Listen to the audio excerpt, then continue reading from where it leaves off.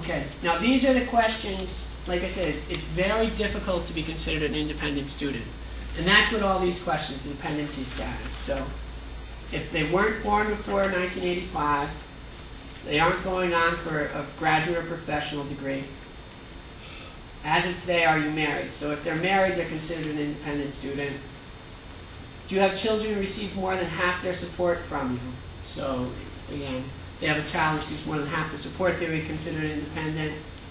Are both parents deceased, or were you a ward of the court at some point, before you were 18? In that case, you would be considered an independent student.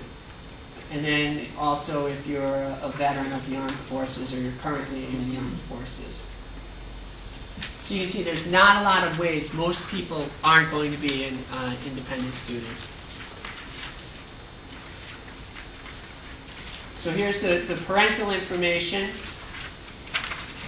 So the parents' marital status. So married or remarried, they consider that the same. Single, divorced or separated, and widowed. And then they ask for the date of the status. Parents' email address.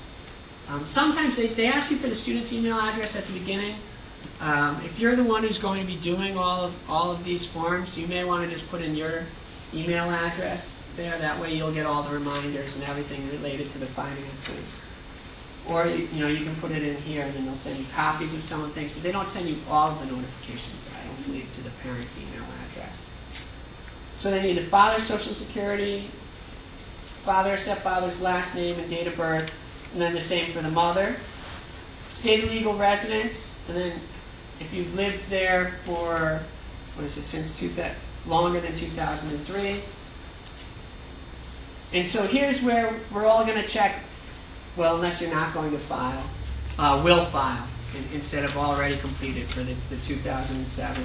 And then what's going to happen is once you finish your taxes, you're supposed to update and make a correction. Okay? 1040, they ask you what form you'll file. Now this is important. I know a lot of people kind of gloss over this, but the reason it's important is they have what's called simplified needs analysis. Simplified needs analysis means they don't look at your assets. They would only look at your income. To be eligible for simplified needs analysis, I believe you have to be making less than $50,000, have an AGI of less than $50,000, and be eligible to file a 1040A or 1040EZ. So let's say you were making below the $50,000, and you checked on here, don't know, so you're eligible to file a 1040A or 1040EZ, then they wouldn't give you the simplified needs analysis. So if you fall into that case, find out if you're eligible to file the 1040A or 1040EZ. Most people who go to an accountant, they're automatically going to file a 1040. It's just easier for them to always, do that one form. So you still may be eligible to file.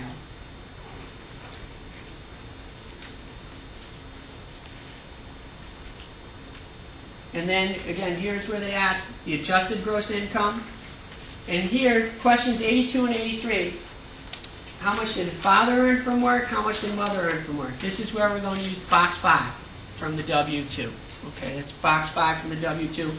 Or, when you're using our paycheck stubs, it'll just be the gross. Right? That's what you would use. And make sure when you're using your paycheck stub to calculate your income, you subtract out, use either the taxable gross when you're calculating it. You take out anything that's untaxed. And then that's where you would enter, question 80 is where you enter in the income tax amount, number of exemptions, how many people are in the household, and then how many people in college, again, the number in college adjustment. The worksheets. Worksheet B. And so one of the things I talked about, for federal methodology, they don't look at the value of your IRAs or 401ks. They do look at any contribution you made in that year. So they add back anything you made to your income, and they consider that discretionary. The reason is that they feel that while the child is in college, you should suspend saving for your retirement, or that's a discretionary decision, and that you have that money available to pay for college. So the value of your account they don't look at, but any contribution you made in the previous year is added back to your income. So that's one thing you may want to think about while the child is in school. you are going to retire at some day. You cannot stop contributing, to a 401k, and especially if your employer matches, you want to make sure you're getting that match, because that, again, is kind of like free money. But, if they're not matching or in other ways, you may want to reduce that and use some of that money then for college. And then here's where they ask about the assets. Well, actually, before I go on, I'm sorry. Worksheet B, other things that they add back into your income. Child support. If you're receiving child support, that gets added into your income. If you're paying child support, they subtract that out. So they do give you an adjustment for that. What veterans benefit? For the student or for the Parents. parent? Is that counted in income? You know what? They asked about that if the students expect to receive veterans benefits. Let's look at the worksheet after we go through everything and double check that. So then the asset questions, and then they go on again and they ask all those same questions for the student.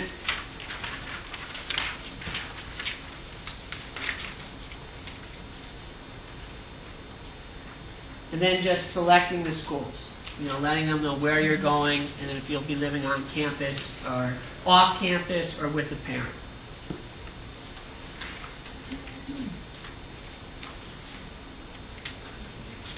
Okay, so let's double check that worksheet now.